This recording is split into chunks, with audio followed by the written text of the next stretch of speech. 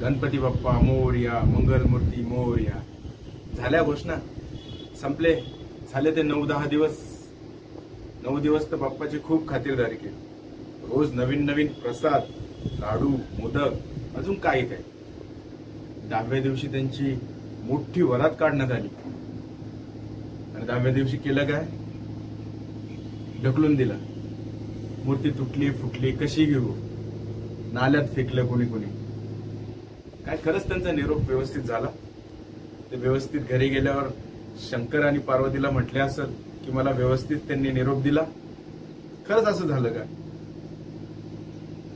विचार करा, जर तुम्ही कोणाच्या घरी पाहुणे म्हणून गेले एका दिवसासाठी, दिवसभर तुम्हाला चांगलं चांगलं खाऊ घातलं, संध्याकाळी तुम्हाला झोपू घातलं, त्यानंतर दुसऱ्या दिवशी तुम्हाला एखाद्या विहिरीत नाही तर नाल्यात ढकलून दिलं, तुमचे हातपाय तुटले, त्यानंतर तुम्ही घरी गेले, घरच्यांना काय सांगणार?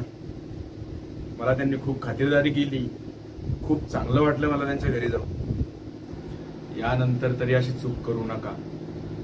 10व्या दिवशी त्यांना विसर्जनाला व्यवस्थित नदी किंवा विहिरीमध्ये व्यवस्थित सोडा.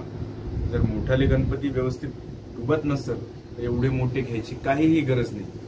छोट्या गणपती जरी बसला तरी तो खुशच असतो. धन्यवाद.